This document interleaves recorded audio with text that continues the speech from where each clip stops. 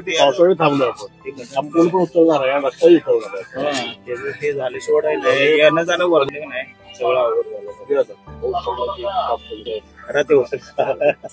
ज्याला त्यांना सामान घेऊन जायचंय ना त्यांना सुद्धा बाहेर जाता येणार ते प्रॉब्लेम आला तेवढं फक्त बोलले